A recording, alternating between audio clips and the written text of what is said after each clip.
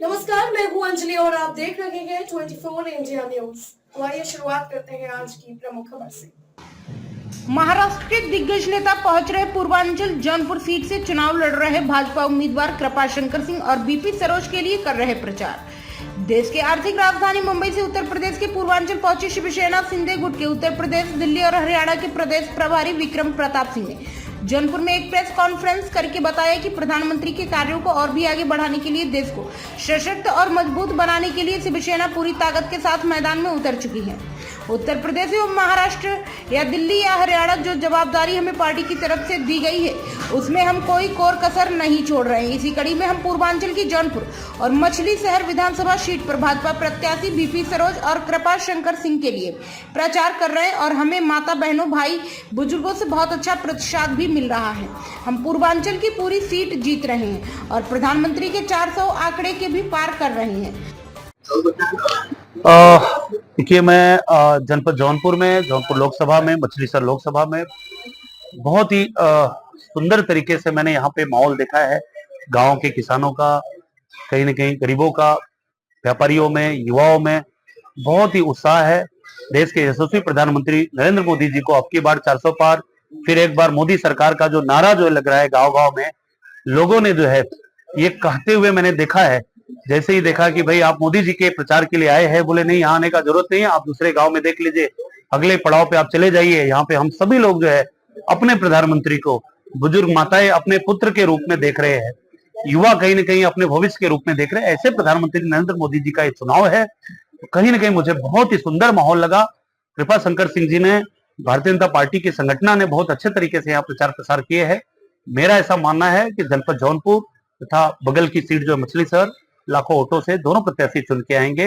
हमारी शिवसेना पार्टी, हमारे मुख्यमंत्री, उनके भेजने पे हम सभी लोग जो है, हमारी संगठना यहाँ पे आई हुई काम कर रहे हैं, हम लोग सहयोग कर रहे हैं।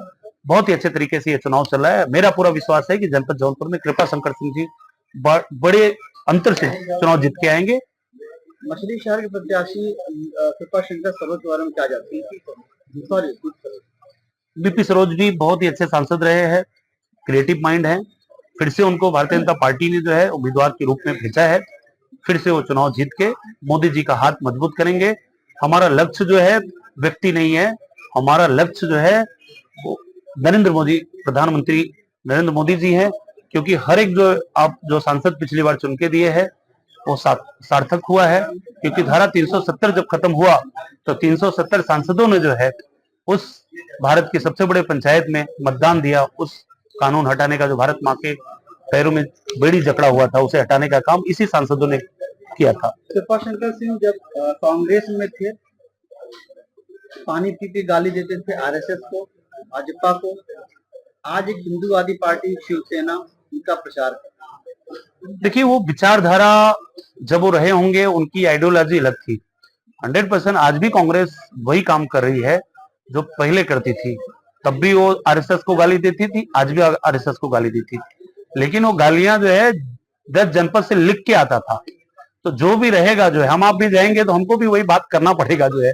तो अब कृपाशंकर जी को नागपुर के विचारधारा पे चलना पड़ेगा, राष्ट्र के विचारधारा पे चलना पड़ेगा। और वो चलते, और उनका तो मुद्दा ही रहा है जो है भारतीय जनता पार्टी में आने का।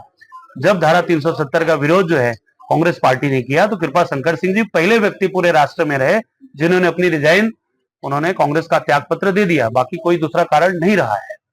कृपाशंकर सिंह ने सारा कर्म भूमि जिसे कहते हैं, राजनीति कर्म भूमि सब उनके महाराष्ट्र में रही है। आपके मुताबिक अगर वो जीत जाते हैं तो जौनपुर में कितना समय देंगे? 100% आएगी जमीन यहाँ पर, कभी टिके नहीं आप? 100% समय देंगे। देखिए, जन्मभूमि जन्मभूमि होता है और जन्मभूमि कब कर्म भूमि में बदल जाता है ये बिल्कुल हर व्यक्ति के सीने में रहता है। आज जो है जिस तरीके से हमारे प्रधानमंत्री मोदी जी गुजरात में उनका जन्मभूमि रहा, कर्म भूमि बनारस में बना कि नहीं बना, तो वो व्यक्ति कहाँ जन्म लेता है, कहाँ कार्य करता है, ये बिल्कुल उसके समय के ऊपर निर्धारित करता है। और व्यक्ति कार्य करने वाला व्यक्ति जहां भी जाता है वहां कार्य करता है। कृपाशंकर सिंह जी अगर जनपद जौनपुर से जाके मुंबई महाराष्ट्र की राजनीति में इतना बड़ा कार्य कर सकते हैं तो अपने जन्मभूमि में आने के बाद जो है क्यों वो कार्य नहीं करेंगे? और क्या जन्मभूमि का ही तो लड़ाई हम लोगों ने अभी जीता है। 500 वर्षों के बाद हमारे रामलला को अपने जन्मभूमि में हमने स्थापित किया है। मथुरा भगवान कृष्ण की जो जन्मभूमि है वहां उन्होंने जन्म लिया, कर्म तो उन्होंने गुजरात और द्वारिका में किया था।